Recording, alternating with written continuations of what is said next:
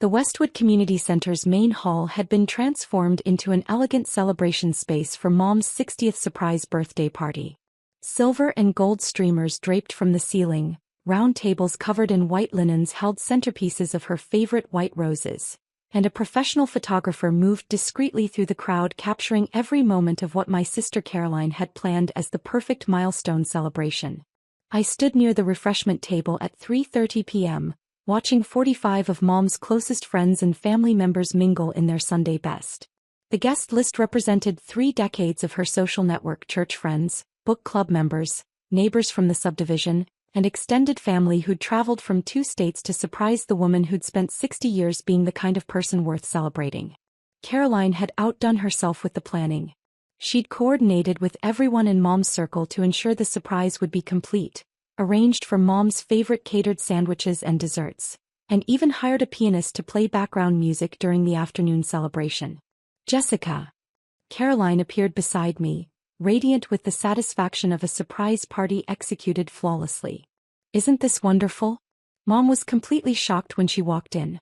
"Did you see her face?" "She looked genuinely surprised," I agreed. "You did an amazing job putting this together. I wanted everything to be perfect for her big day." Caroline gestured around the decorated hall. "Everyone she cares about is here, the food is delicious, and the photographer is getting some beautiful shots for her memory album."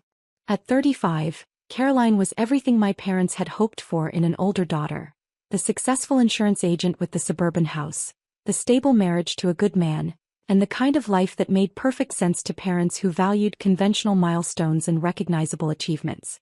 "Where's Paul?" I asked, looking around for her husband. "He's setting up the slideshow presentation for later. We put together 40 years of family photos. You're in quite a few from when we were kids." She smiled with the kind of warm sisterly affection that had always characterized our relationship, despite the different paths our lives had taken. "Mom keeps asking where you've been lately," Caroline continued. "She worries about you, you know." "I know she does. She just wants you to be happy and settled. The whole family does." I nodded and sipped my punch, watching Mom work the room with gracious pleasure. At 60 she was still beautiful, still had that way of making everyone feel welcomed and valued. She wore a navy dress that probably cost more than she was comfortable spending, but Caroline had convinced her that milestone birthdays justified special outfits. Jessica Thompson. Mrs. Rodriguez from Mom's book club approached with obvious warmth. "How lovely to see you, dear.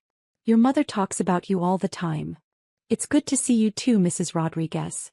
Mom speaks very fondly of your book discussions.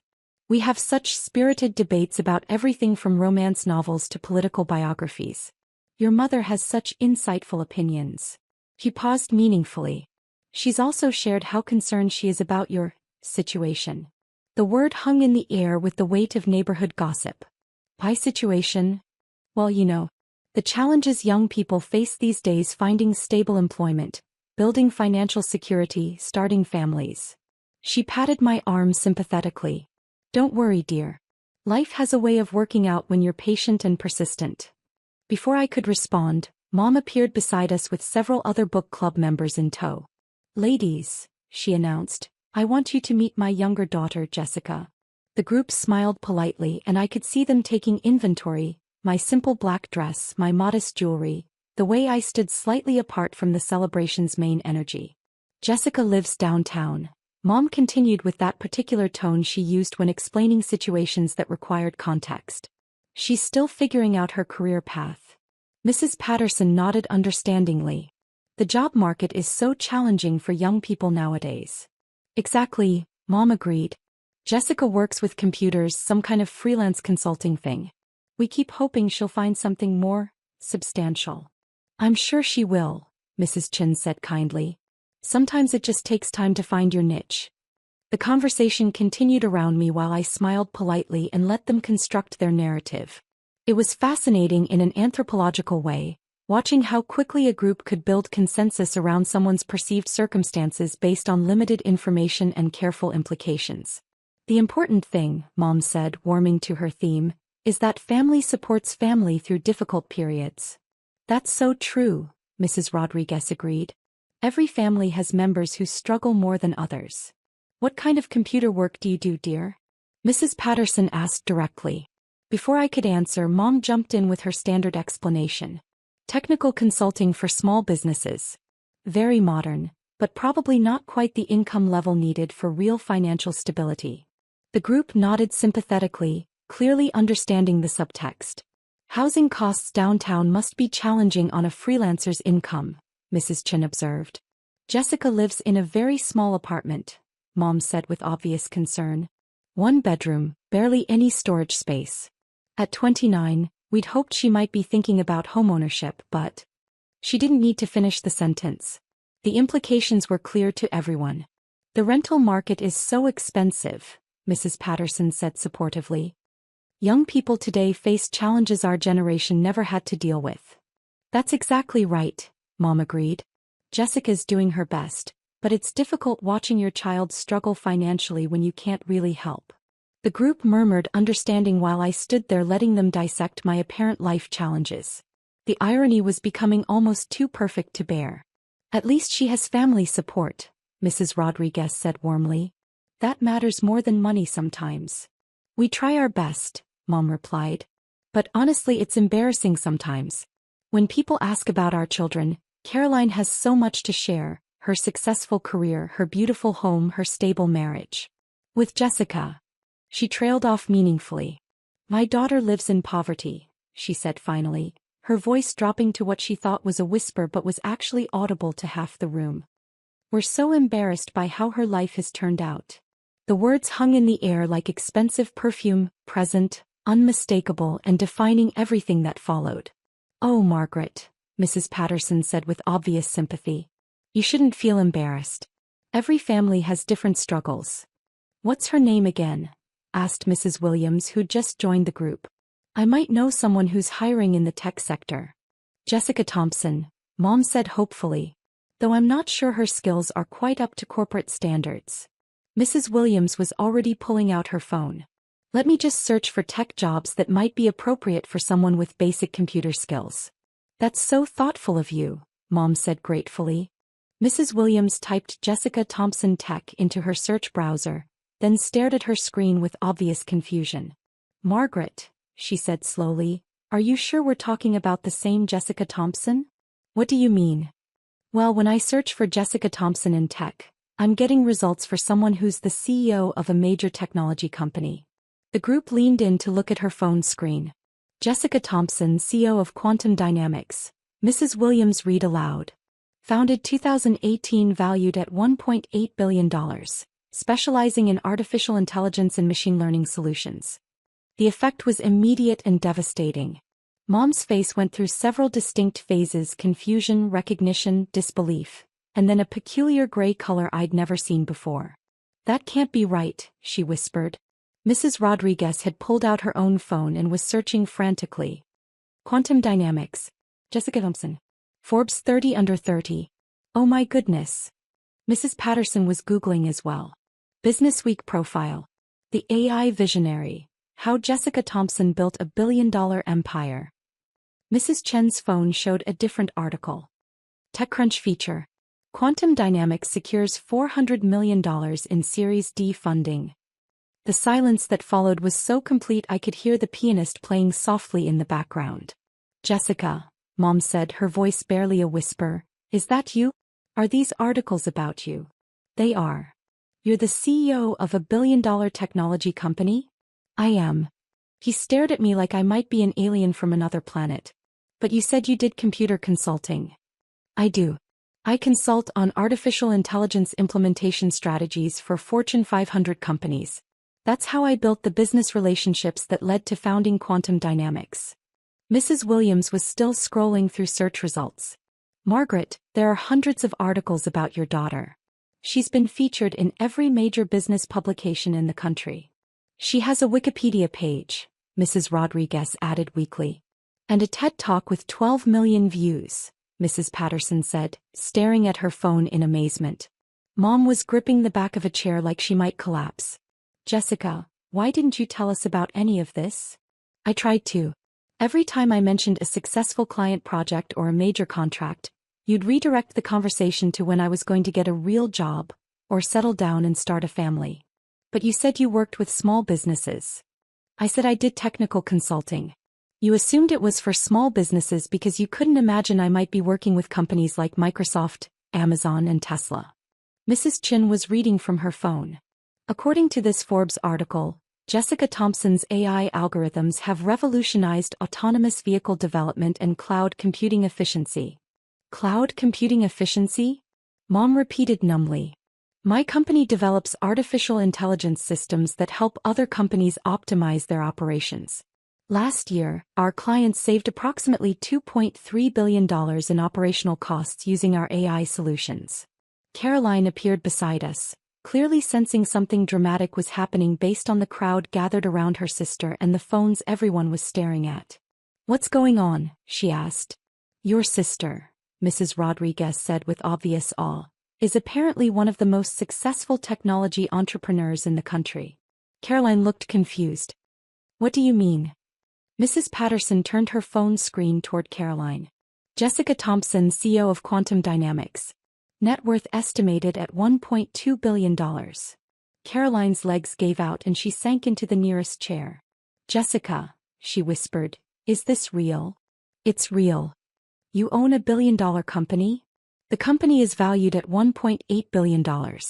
My personal stake is worth approximately $1.2 billion. Though it fluctuates with market conditions. Mom was looking around at her book club friends, all of whom were staring at our family with obvious fascination. All this time, she said, her voice getting stronger, all this time I've been telling everyone you were struggling financially. I know. I said you lived in poverty. I said I was embarrassed by how your life turned out. I know. How can you forgive that? I looked around at the group of women who'd spent the last 15 minutes constructing an elaborate narrative about my supposed failures while I stood there letting them. Because you said it out of love, even if it was misguided love. You were worried about my future, not trying to hurt me. Mrs. Williams cleared her throat. Jessica, I have to ask, if you're this successful, why do you live so simply? The small apartment, the modest clothes. I live simply because I prefer it that way. My downtown loft is actually the penthouse of a converted warehouse I own, but it's still just one bedroom because I don't need more space.